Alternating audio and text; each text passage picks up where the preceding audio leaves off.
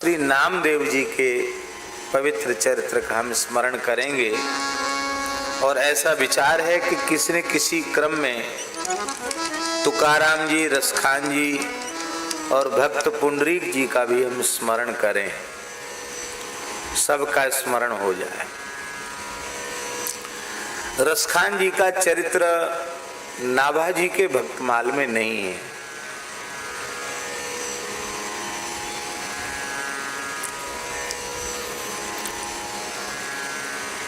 क्या कारण था कि उस काल में भक्ति काल के एक महान संत रसखान हुए और उनका नाम भक्तमाल में क्यों नहीं आया, यह जिज्ञासा किसी के मन में हो सकती है, प्रश्न भी हो सकता है।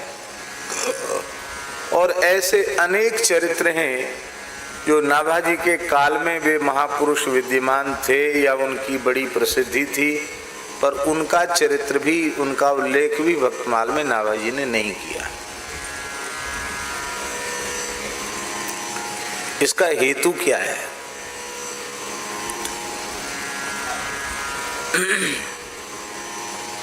श्री नाभाजी ने अपने पूज्य गुरुदेव स्वामी श्री अग्रदेवाचार्य जी के चरणों में यह विनम्रता पूर्वक निवेदन किया था कि भगवान, भक्त जिते भूलोक में कथे कौन पे जाएं। इस पृथ्वी के भक्तों का नाम भी कोई लेना चाहे तो उनकी इतनी संख्या है कि देवताओं के समान लंबी आयु लेकर भी केवल नामोच्चारण करे तो भी सबके नाम नहीं ले सकता, इतने भक्त हैं। बड़ा विलक्षण उद्धरण दिया है। वे कहते, समुद्र पान श्रद्धा करे कहाँ चिरी पेट समाये। कोई प्यास से व्याकुल चिड़िया जिसको लगता हो कि एक बूंद दो बूंद पानी भी मिल जाए तो मेरे प्राण बच जाएं, और सौभाग्य से उस चिड़िया के सामने अमृत का समुद्र हिलोरें लेने लग जाए तो उस चिड़िया को कितनी प्रसन्नता होगी।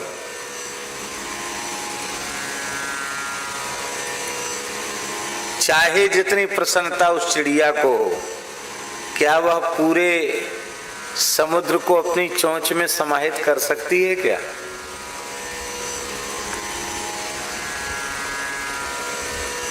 चातक का बहुत प्रेम होता है स्वाति जल से,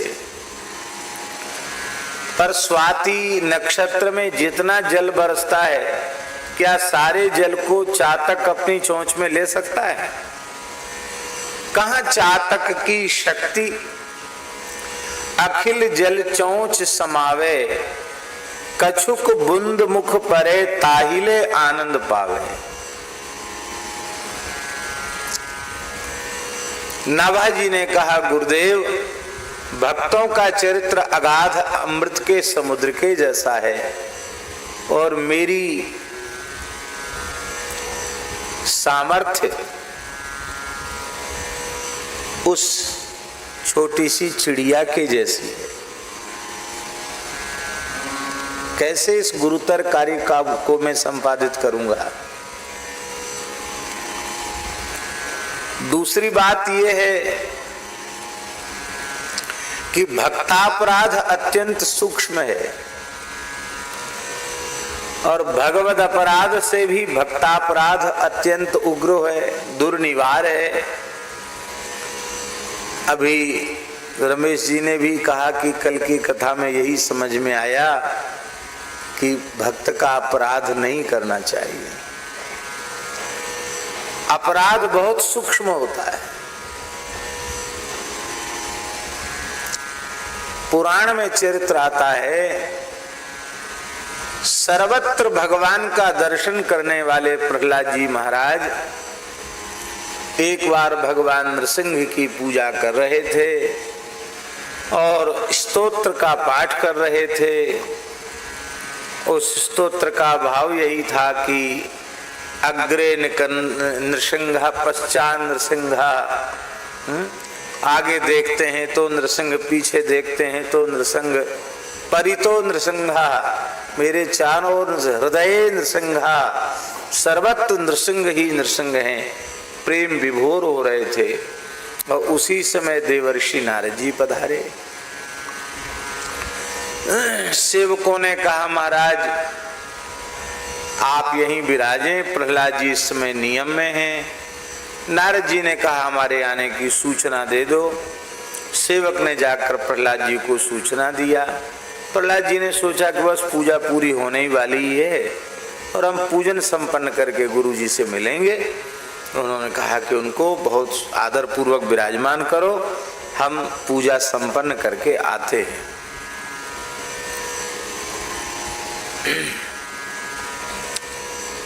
भगवान की सेवा जब प्रेमी भक्त करते हैं तो उनको शरीर का, संसार का भान नहीं रहता है। और शरीर संसार का भान भूल जाएगा तो समय का भान भी भूल जाएगा। प्रहलाद जी को कुछ भाव विभोर होने से विलंब हुआ और नारद जी ने इसको अनुचित नहीं माना। नारद जी ने कहा कोई बात नहीं, हम तो फिर आ जाएंगे, हम तो घूमते ही रहते हैं। नारद जी वहां से अंतर्धान हो गए, चले गए। अब यह कोई स्थूल दृष्टि से देखा जाए तो ये कोई बहुत बड़ी बात नहीं है। अरे हम कहीं गए और वो अत्यंत व्यस्त हैं या भगवत सेवा में ही लगे हैं और हमें आवश्यकता, हम चले गए तो उसमें क्या हुआ। पर इतने मात्र से प्रहलाद जी जैसे सिद्ध कोटि के भक्त को वैष्णवापराध, गुरु अपराध, भक्तापराध लग गया और जैसे ही भक्तापराध का प्रभाव उनके चित्त पर हुआ तो प्रहलाद जी जैसे महान सिद्ध कोटि के निर्मल भक्त के चित्त में भी विकार उत्पन्न हो गया। वे मन में सोचने लगे कि मैं बड़ा मूर्ख हूँ, मेरे चाचा हिरण्याक्ष को 12 रूप धारण करके इन्होंने मार दिया, मेरे पिताजी को नृसिंह बन के मार दिया है, असुरों के जन्मजात शत्रु, आज दैत्य मधुकैटभ को मारने वाले, सबको ठगने वाले, और मैं दैत्य कुल में पैदा होकर इनकी भक्ति कर रहा हूँ, बड़ा मूर्ख हूँ। मुझे अपने पूर्वजों के संस्कारों के अनुरूप अपना जीवन बनाना चाहिए। ये भाव प्रहलाद जी के मन में आ गया और वे क्रोध में उनके होठ फड़कने लगे और उन्होंने निश्चय किया कि अपने पिता और अपने चाचा की मृत्यु का बदला मैं नारायण से अवश्य लूंगा। सेना को तैयार करके कहाँ मिलेंगे वो, बोले बद्रिकाश्रम में वो तप कर रहे हैं नर नारायण भगवान। प्रहलाद जी चल पड़े। जैसे ही उस क्षेत्र में पहुंचे तो भगवान को दया आ गई। भगवान एक वृद्ध ऋषि के रूप में वहां पधारे नारायण भगवान, और वहां जंगल में काष्ठ संचय कर रहे थे, यज्ञ के लिए समिधाओं का संचय कर रहे थे। तो देख करके प्रहलाद जी के मन में दया भाव आया, क्योंकि प्रहलाद जी आखिर तो महान भक्त भगवान के हैं ही, नवदा भक्ति में स्मरण भक्ति के आचार्य हैं और जन्मजात सिद्ध भक्त हैं ही प्रहलाद जी। तो प्रहलाद जी के मन में आया कि अरे एक वृद्ध ब्राह्मण ऋषि संत मेरे सामने स्वयं कष्ट कर रहे हैं, इससे अच्छा मैं ही इनकी सेवा कर दूं। प्रहलाद जी अपने वाहन से उतरे और विनम्रता पूर्वक चरणों में प्रणाम किया। कहा महाराज आप यहाँ हिमालय में कहाँ विराजते हैं, आपके यज्ञ के लिए काष्ठ पहुँचाने की सेवा मैं ही कर दूं, काष्ठ संग्रह का काम मैं ही कर दूं। भगवान ने कहा प्रहलाद तुम तो श्रेष्ठ भक्त हो, एक दिन कर जाओगे, रोज रोज तो वह कार्य हमारा ही है। और तपस्वियों को किसी का मुखापेक्षी नहीं होना चाहिए। स्वयं दासास तपस्विना, तपस्वी स्वयं के दास स्वयं ही होते हैं।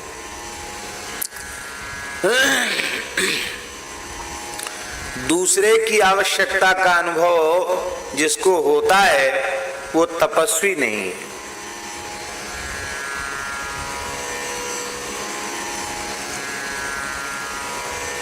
किसी दूसरे का सहयोग तप में लिया कि तप में विघ्न ही होगा, विक्षेप ही होगा।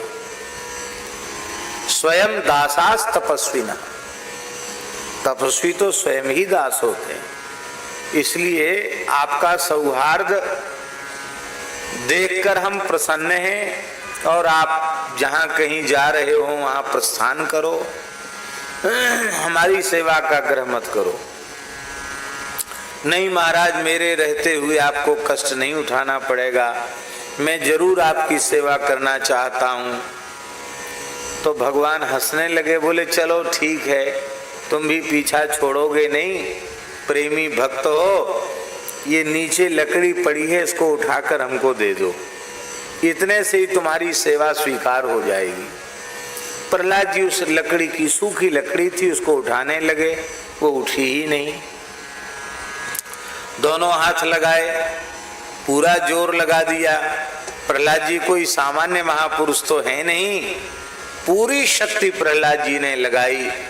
इतनी शक्ति लगाई कि वो लकड़ी धरती से ऐसी चिपक गई थी कि यह पृथ्वी भगवान शेष के मस्तक से 4 अंगुल ऊपर उठ गई, पर वो लकड़ी छूटी नहीं धरती से, और प्रहलाद जी मूर्छित होकर गिर गए। भगवान ने अपना करकमल मस्तक पर फिराया और हंसकर कहा, इतनी अल्प शक्ति सामर्थ्य लेकर तुम अपने पिता और अपने चाचा के वैर का बदला नारायण से युद्ध करके चुकाओगे? कैसे युद्ध करने जा रहे हो?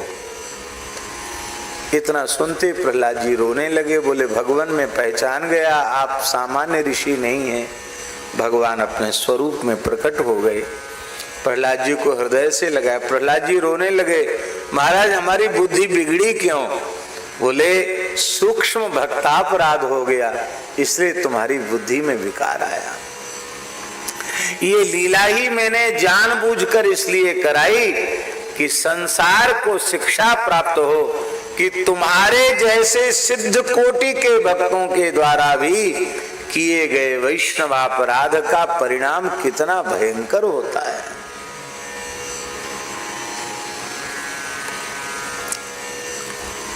भगवान सब कुछ सहन करते हैं पर भक्तापराध सहन नहीं करते हैं।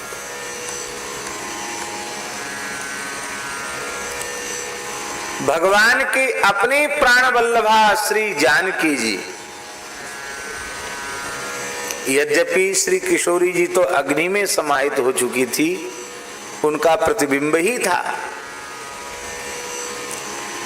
और उन्होंने भगवान के परम अनुगत लक्ष्मण का तिरस्कार किया।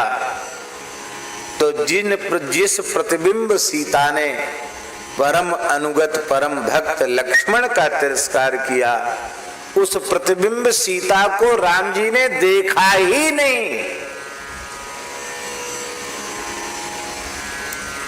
और सीता जी का अपहरण हुआ। कितने कष्ट सीता जी को सहन करने पड़े। और जब हनुमान जी दूत बन करके गए तो श्री हनुमान जी ने कहा, माता प्रभु को ज्ञात नहीं है कि तुम यहाँ हो, अब मैं यहाँ से जाकर सूचित करूंगा तो आपकी विपत्ति फिर नहीं रहेगी, विपत्ति दूर हो जाएगी। श्रीमद् वाल्मीकि रामायण में किशोरी जी ने कहा, अभिज्ञानम प्रयच्छामि, मैं तुम्हें अभिज्ञान दे रही हूं। एक ऐसी घटना सुना रही हूं कि इस घटना को जब तुम राम जी के चरणों में प्रस्तुत करोगे तो ही उन्हें विश्वास होगा कि तुम मुझसे मिलके आए हो। और जयंत के ऊपर भगवान ने कैसे कृपा की, कैसे उसे दंड दिया, इस कथा को स्वयं किशोरी जी ने सुनाया। और हनुमान जी से कहा कि तुम बड़े भोले भगत हो, तुम कहते हो उनको पता नहीं है। तो जयंत का परिचय किसने दिया था कि इंद्र का पुत्र है? और एक सीख छोड़ दी, वही ब्रह्मसर बनकर पीछे लग गया। और काहू बैठन कहा न ओही, राख को सके राम कर द्रोही। और कुछ धनुष बाण तो छुआ तक नहीं, एक सीख चला दी।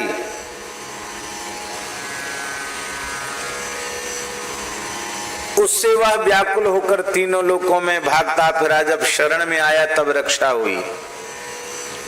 और क्या महात्मा जटायु जी ने नहीं बताया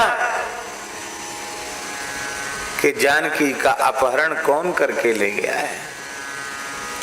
नाथ दशानन यही गति कीन्ही। जटायु जी कहते मेरे पंख और मेरे चरण काट दिए हैं, हे नाथ रावण ने मेरी दशा की है।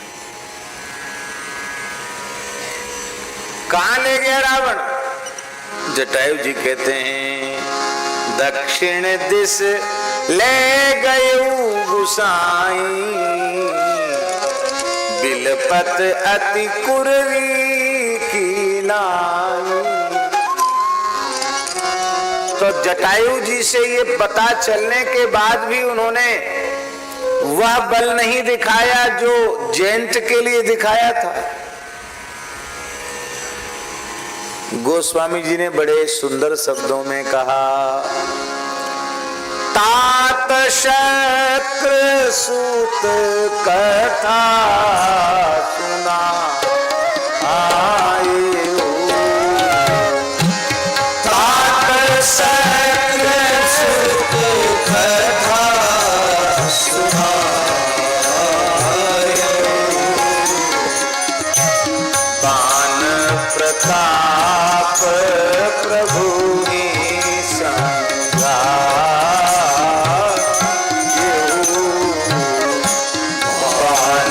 प्रताप प्रभु संगा।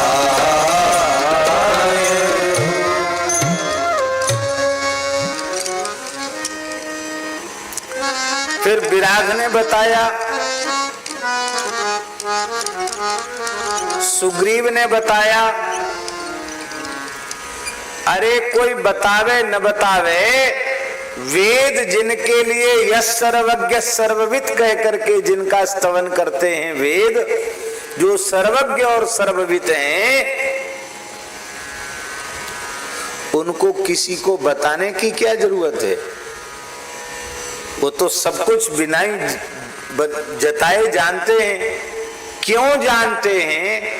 इसलिए जानते हैं क्योंकि वह सर्वगत सर्वरूप और सर्वमय है। ओतः प्रोतम पटवत जत्र विश्वम, जैसे वस्त्र में धागे ही धागे होते हैं, ऐसे इस ब्रह्मांड में उन व्यापक परमात्मा के अतिरिक्त तो कोई दूसरा कुछ है ही नहीं, इसलिए उनसे कुछ छिपा नहीं। अरे हम ही पूछ रहे हैं आपसे कि सती जी परीक्षा लेने के लिए सीता बन गई, किससे पूछा राम जी ने? देखते ही कह दिया। क्या कहा?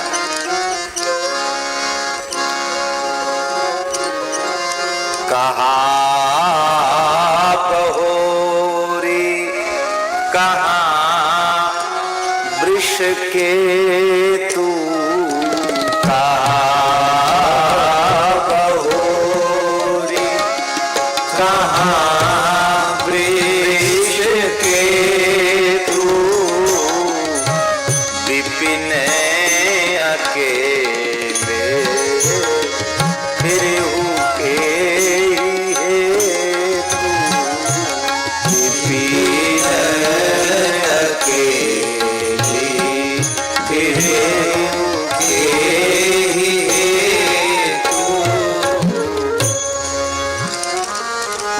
किसी से पूछने की जरूरत नहीं पड़ी।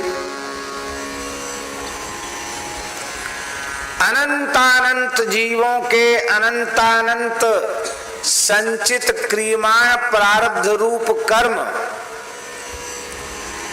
उनको एक कालावच्छेदेन परमात्मा अनुभव करते हैं, क्योंकि वो सर्वगत सर्वरूप सर्वमय है।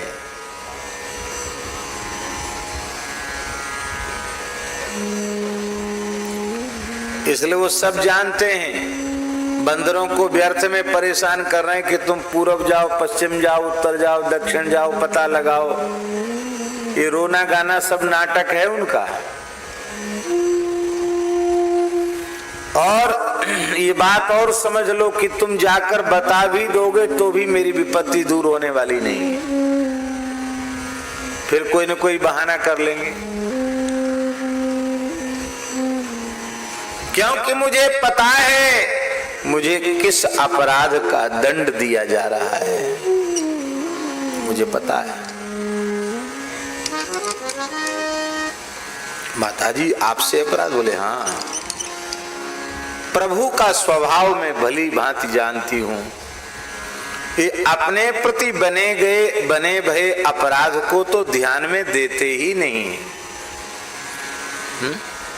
रहत न प्रभु चित चूक किए की, करति सुरति सैवार हिए की। जन अवगुण प्रभु मान न काऊ, दीन बंधु अति मृदुल स्वभाव। ये सब इनका स्वभाव है। पर इनके किसी प्राण प्यारे भक्त का कोई तिरस्कार कर दे, ये इनको बिल्कुल सहन नहीं होता। हम इनकी आदत जानते हैं अच्छी तरह से।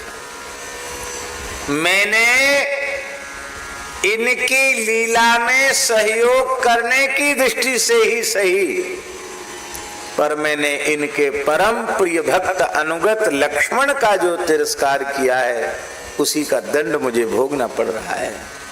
इसलिए जब तक मैं लक्ष्मण के चरणों में प्रणाम पूर्वक क्षमा याचना नहीं कर लूंगी, तब तक मेरी विपत्ति दूर होने वाली नहीं है।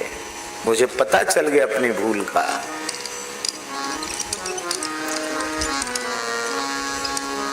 अनुज समेत गह्यो प्रभु चरना, दीन बंधु प्रणतारति हरना। यहाँ से जाने के बाद अकेले राम जी के चरणों में प्रणाम नहीं, लक्ष्मण जी के भी चरणों में मेरा प्रणाम निवेदित करना। और ये बात बिल्कुल सत्य है, तथ्य है कि जैसे ही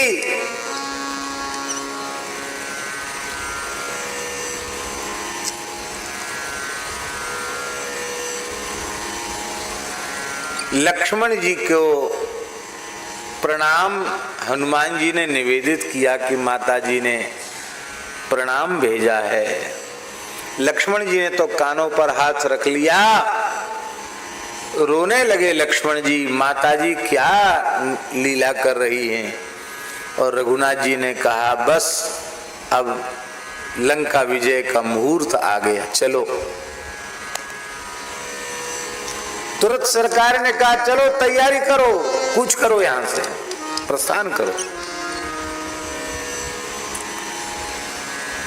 अब लक्ष्मण जी को पता चला कि प्रभु स्वयं भी कष्ट सह रहे थे, केवल इसलिए जब तक लक्ष्मण के चरणों में माताजी क्षमा याचना नहीं कर लेती हैं, तब तक मेरी प्राण वल्लभा ही क्यों न हो, यदि मेरे अनुगत का तिरस्कार करती तो मैं तब तक उसे स्वीकार नहीं करूंगा जब तक वो भक्तापराध का प्रायश्चित नहीं कर लेती। और आपको सुनकर आश्चर्य होगा, ये होने के बाद भी, रावण वध लंका विजय के पश्चात भी, जिन प्रतिबिंब सीता ने लक्ष्मण का तिरस्कार किया था उनको राम जी ने देखा नहीं, और उनको अग्नि में समाहित होना पड़ा। और जो वस्तुतः सीता जी हैं वो राम जी के वामांग में आकर विराजी। और स्कंद पुराण में, पंडित जी महाराज, स्कंद पुराण में ऐसा लिखा है कि वो प्रतिबिंब सीता ही आकाश राज की पुत्री पद्मावती देवी के रूप से प्रकट हुई और राम जी तिरुपति बालाजी के रूप में प्रकट हुए और उन्होंने पद्मावती देवी से विवाह किया। ये स्कंद पुराण में लिखा है। कलिकाल के जीव प्रत्यक्ष राम जी के दर्शन के सब अधिकारी नहीं है, पर जो लोग इस कलिकाल में तिरुपति बालाजी में जाकर भगवान का दर्शन करेंगे उन्हें प्रत्यक्ष श्री रघुनाथ जी के दर्शन का फल प्राप्त हो जाएगा। ये बात स्कंद पुराण में लिखी हुई है। साक्षात राम जी वो वेदवती सीता ही प्रतिबिंब सीता बनी और प्रतिबिंब सीता ही वेदवती प्रतिबिंब सीता ही आकाश राज की पुत्री पद्मावती के रूप में प्रकट हुई और भगवान तिरुपति बालाजी ने उनसे विवाह किया।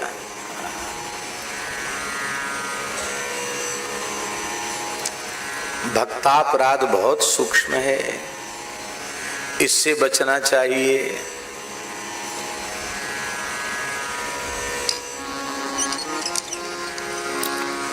नाभाजी ने कहा गुरुजी एक दूसरा और अपराध लग जाएगा, कई भक्तों के नाम छूट गए, चरित्र छूटेंगे, इतने चरित्र हैं, और कहीं उनमें आगे पीछे हो गया तो भी अपराध लगेगा। और इसकी क्षमा याचना भी उन्होंने उपसंहार में किए। श्री मूर्ति सब वैष्णव लघु दीर्घ गुण नियगाध, आगे पाछे बरनते जिनि मानो अपराध। शालिग्राम जी की शिला छोटी हो चाहे बड़ी से बड़ी हो, उनकी महिमा में अंतर नहीं है। तुलसी का पत्ता छोटा हो बड़ा हो, तुलसी तो तुलसी है। संतों में, वैष्णवों में, भक्तों में भेद नहीं है।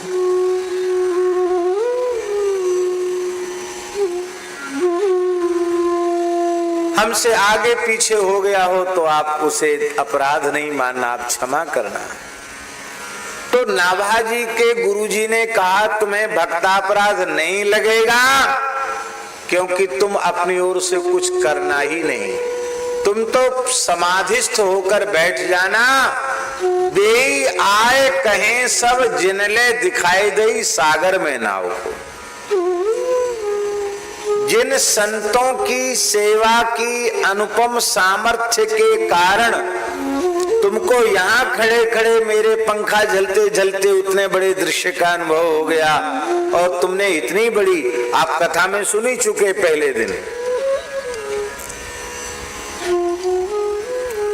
वे संत स्वयं तुम्हारे ध्यान में आकर दर्शन देंगे, और जो जो संत तुम्हारे ध्यान में दर्शन देते चले जाएं, उनके पवित्र चरित्र का तुम स्मरण करते चले जाओ, अपनी ओर से कुछ मत करना। इसीलिए नाभाजी के ध्यान में जिन जिन संतों ने आकर दर्शन दिया उनका उन्होंने लिखा। रसखान जी ने दर्शन नहीं दिया इसलिए रसखान जी का नहीं लिखा। गुरु नानक देव जी ने दर्शन नहीं दिया इसलिए उनका नहीं लिखा। और भी तमाम संत हैं जिन्होंने दर्शन नहीं दिया। श्री भगवान नारायण जी ने दर्शन नहीं दिया इसलिए उनका नहीं लिखा।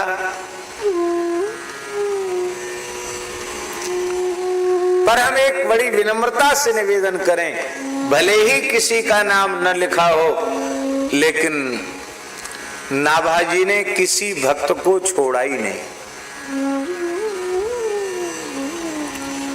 आप लोग कहेंगे कैसे? हम प्रमाण देते हैं। इसलिए भक्तमाल ग्रंथ जो है ना प्रभु, ये सूत्रात्मक है। हमारे यहाँ महर्षि पाणिनि का जो व्याकरण है मूल, वह अष्टाध्यायी ही है। अभी यहाँ बड़ौदा में एक सज्जन ने अत्यंत विशुद्ध उच्चारण पूर्वक अष्टाध्यायी के प्रथम अध्याय के प्रथम पाद को सुनाया तो हमें बड़ी प्रसन्नता हुई। वो भौतिकी के प्रोफेसर हैं यहाँ और बहुत अच्छे सुर भारती के उपासक हैं। बड़ी प्रसन्नता हुई।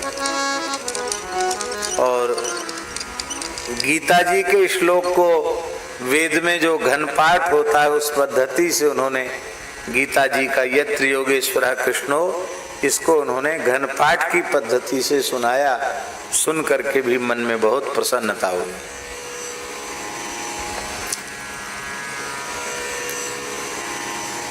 तो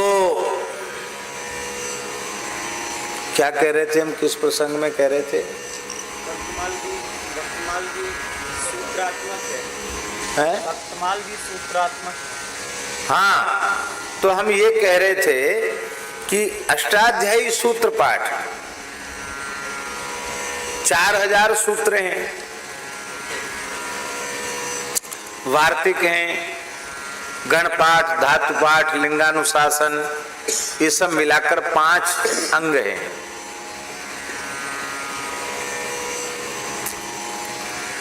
पंचांग व्याकरण है, मूल उतना ही है। और उस मूल के ऊपर नव्य परंपरा के कितने ग्रंथ लिखे गए। प्राच्य परंपरा में काशिकावृत्ति लिखी गई, महाभाष्यकार पतंजलि ने महाभाष्य लिखा। तो अष्टाध्यायी तो केवल 4000 सूत्र हैं, पर उसका व्याख्यान कितना विस्तृत हुआ। और अभी तो महाराज जी इस देश के विशिष्टतम विद्वान, परम श्रद्धे पूज्य जगत गुरु रामानंदाचार्य श्री स्वामी रामभद्राचार्य जी महाराज, उन्होंने पाणिनि सूत्राष्टाध्यायी के ऊपर ग्रंथ लिखा है जिसमें 40,000 से ऊपर श्लोक हैं। श्लोकबद्ध किया उन्होंने 40,000 से ऊपर, 4000 सूत्रों पर 40,000 श्लोक, 10-12 हजार पृष्ठ का ग्रंथ है। भारत सरकार उसे छपा रही है। अब मूल पोथी तो इतनी सी है, विस्तार कितना है।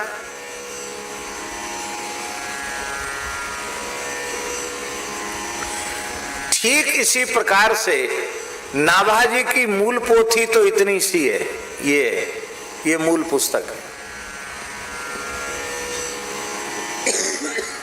छप्पे कवित्त, इसमें भी केवल छप्पे देखो तो और छोटी है, ये कवित्त के सहित है। और इस छोटी सी पुस्तक का व्याख्यान हमारे गुरुदेव ने मोटे मोटे 4 खंडों में किया, 4 भागों में किया। सबसे पहले भक्त वल्लभा टिप्पणी लिखी और फिर पंडित जी महाराज की आज्ञा से पूज्य श्री रामेश्वर दास जी रामायणी जी और पूज्य गुरुदेव भक्तमाली जी, इन दोनों महापुरुषों ने मिलकर के भक्तमाल का बृहद भाष्य किया। और निरंतर होता ही चला जा रहा है।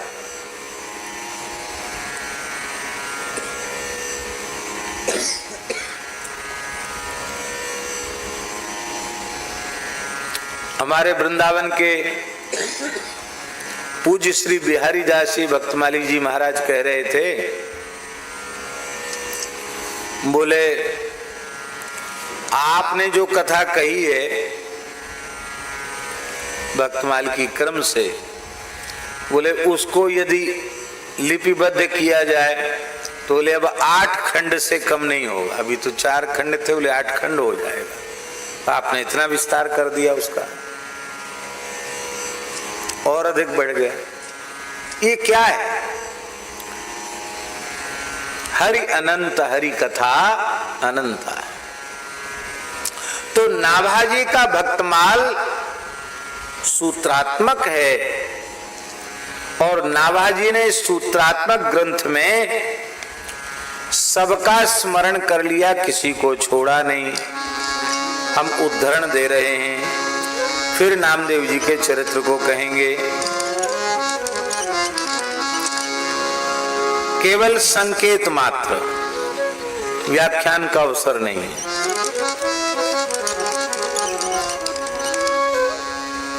नाभाजी कह रहे हैं, सप्तद्वीप में दास जे ते मेरे सिर ताज। अब ये पृथ्वी सप्तद्वीपवती है और सप्तद्वीपवती पृथ्वी में जितने भी दास हैं वे सब मेरे सिरताज हैं, ये कहकर सारे भूमंडल के भक्तों का स्मरण कर लिया, सभी काल के भक्तों का स्मरण कर लिया। सप्तद्वीप में दास जे ते मेरे सिर ताज। जम्बू और पलच्छ सालिमल बहुत राज ऋषि, कुश पवित्र पुनि क्रौंच कौन महिमा जाने।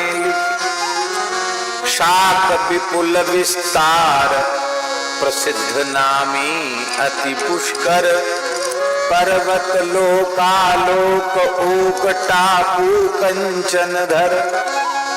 अब अंतिम सुनिए, अंतिम चरण। हरि भृत्य बसत जे जे जहां, 300 नित प्रतिकाज। यहाँ बसत में वर्तमान कालिक क्रिया का प्रयोग हुआ है। बसत, इसका अर्थ है कि इसको ध्वनि कहते हैं। इसमें ध्वनि यह है कि भक्तों का काल न कभी अतीत होता है न कभी भविष्य होता है। भक्त तो सदा सर्वदा इस धरती पर वर्तमान ही रहते हैं। इसलिए मानो नाभाजी कहते हैं कि वैदिक काल से लेके और इस युग तक और अनंत काल तक जब जब जिस जिस काल में भक्त वर्तमान रहे हैं उन सब भक्तों को हम प्रणाम करते हैं, उनका स्मरण करते हैं, क्योंकि 300 नित प्रति काज, इनसे हमारा रोज का काम पड़ता है। हरि भृत्य बसत जे जे जहां, 300 नित प्रति काज। सप्तद्वीप में दास जी ते मेरे सिर ताज। नाभाजी के इस भाव की अभिव्यक्ति वृंदावन के एक महान रसिक आचार्य श्री स्वामी हरिदास जी की परंपरा के आचार्य श्री स्वामी भगवत रसिक देव जी ने की है। इसी भाव को खोला है उन्होंने अपनी वाणी में। वे कहते हैं,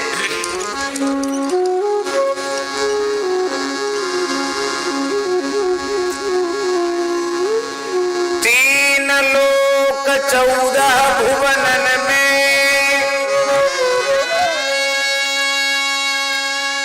तीन लोक 14 भुवनन में भय होए हरि प्यारे।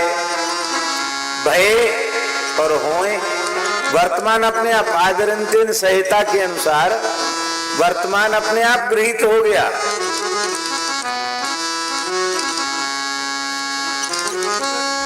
तीन लोक 14 भुवनन में भय होए हरि प्यारे। 300 व्यवहार हमारो अभिमान नित न्यारे। 300 व्यवहार हमारो अभिमान नित न्यारे। भगवत रसिक रसिक परिकर कर सागर भोजन पावे। ऊंचो कुल्हाचार अनादर ध्यान नहीं लावे, हम सो इन साधुन सो पंगति, जिनको नाम लेत दुख छूटत, सुख लूटत तिन संगति। इसमें उन्होंने स्पष्ट किया है। और सुनिए, मध्य दीप नवखंड में भक्त जिते मम भूप। जम्बूद्वीप के पृथक पृथक 9 वर्षों के भक्तों का भी स्मरण कर रहे हैं।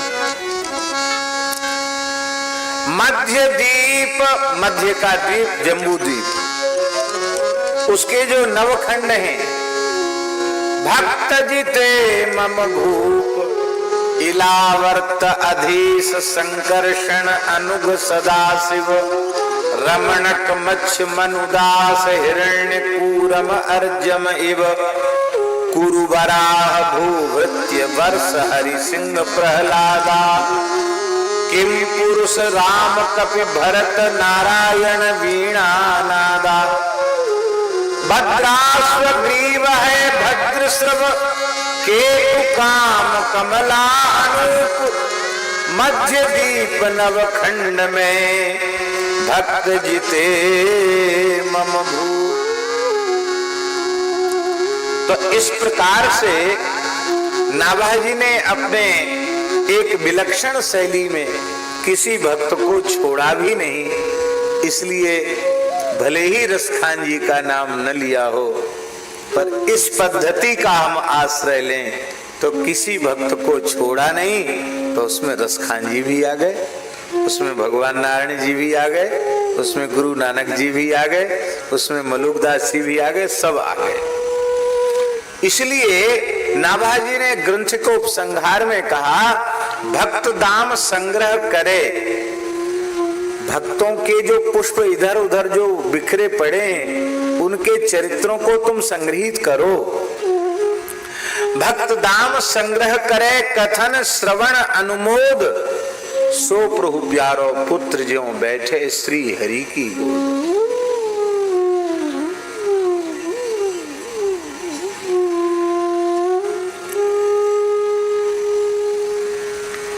रसखान जी